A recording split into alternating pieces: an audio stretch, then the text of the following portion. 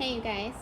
So I am probably one of very few who combines tarot and the law of assumption.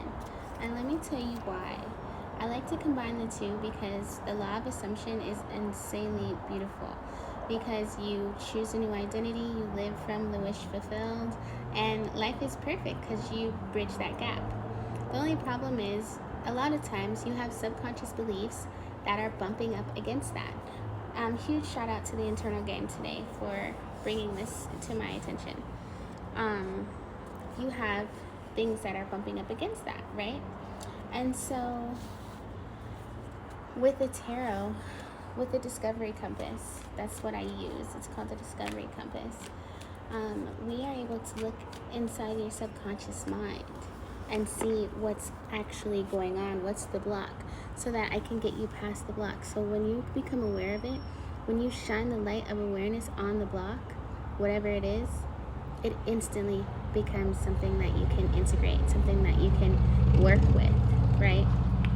So this is why my coaching style is a lot different than many that you'll find out there. And this is why I say, when you get to a certain point, you won't need the tarot anymore. You'll finally get to a point where you know who you are, and nothing or no one can change that. That's when you start really creating your reality. That's when you start really deciding this is what it is and that's it. And being good with that, because you've already integrated your subconscious and your conscious mind. You've become one. That's the whole point, right? So anyway, let's take a look into your discovery compass. This is for the collective, to see what's going on in your reality at this time, and what I do with the subconscious mind. I always look into the subconscious mind because I know how powerful it is. And I've done a lot of work with reprogramming my own subconscious mind and just integrating and becoming friends with myself again on that level, like really having to relearn and reteach myself about, because you've been programmed your whole entire fucking life, right? So you gotta do the work to unfuck yourself. And the reason why I love Eric's teachings from The Power of I Am, because he puts it so simply. You really don't have to do any shadow work. You really just have to decide, like, I'm in the reality where I don't have subconscious blocks. I'm in the reality where I fucking am already amazing and great. And you have to believe it in order for it to work, but it does work, and it's super simple.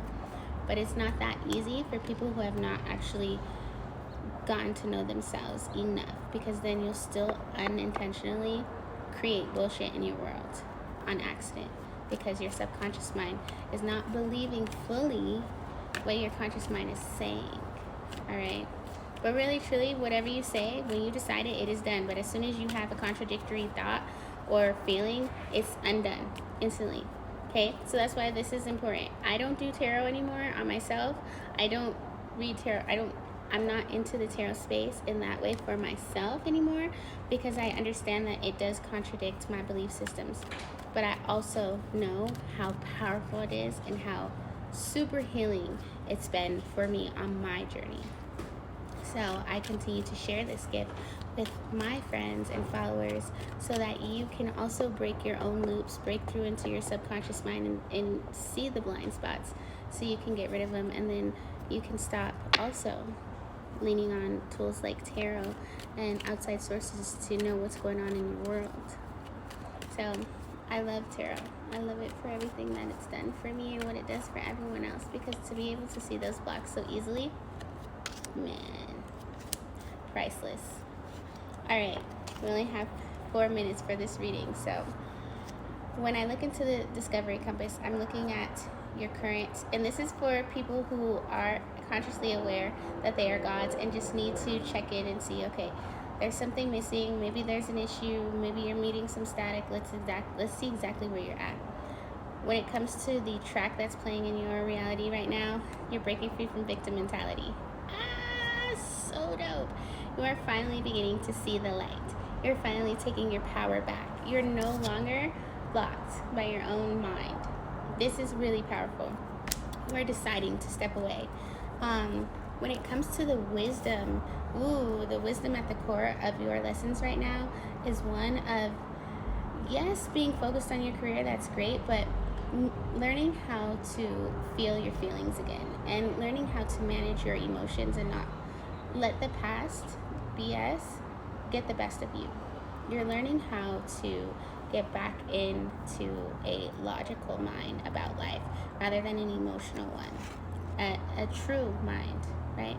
And taking care of your mind. This is all about taking care of your mental health, okay?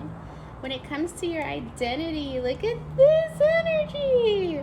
Whoever you are as my collective, your identity right now is lit. You are literally in the 10 of Pentacles. That means you have balance between work and play, money and fulfillment. Like you have this to me is the happily ever after card. You are literally basking in happily ever after energy. This is your identity. So good fucking job to you. When it comes to and subconsciously, this is so the wisdom. That's what I call it. This is the subconscious mind. So even though you have this beautiful identity and your background track of your movie right now is you're breaking free from isolation, you're breaking free from mental health issues, you're just taking your power back in all aspects. You're no longer a victim. This is the subconscious mind though. And do you see how there's that contradiction? That the subconscious mind is still kind of hanging on to a little bit of anger and resentment, and this energy is like a mean energy. There's some meanness in there, right? So mostly resentment though. This energy is the wisdom. This is where the wisdom is. So Spirit's like, yes, you're doing a great job externally in your reality and taking care of your identity, but mentally, we still got a little bit of work to do, and that's okay. But this is why we do these readings, so that you can see, all right, I'm still holding on to a little bit of resentment. What is this resentment about? Let's dive deeper into this wisdom. And this is how we do that. The higher path right now is love. And do you see how this, I love this compass so much. The higher path is love. It's choosing love. It's making choices from the heart that benefit you and everyone around you. And in order to align with this is why the compass is also so dope. In order to align with this energy, your higher path, which is choosing love, choosing from the heart, King of Cups, emotional maturity. Oh yeah, straight up. The medicine, that's what I want to say, the medicine for the wisdom that came through for this collective.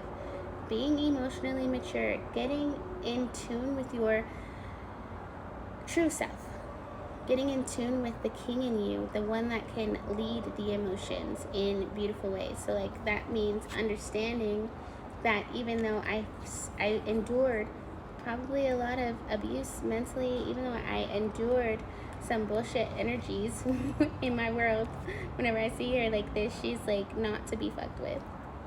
She's still a little bit resentful. I can see the higher lesson in it, and I can higher path. I can choose to love. I can make choices from love. I can be in love. I can open my heart still.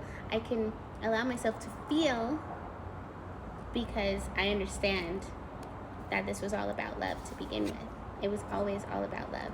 It was always all about you choosing to love, even in situations where you were apparently a victim, you know, and I say apparently because it feels that way, even though you were just a victim of your own mind. You were just a victim of your own mental state.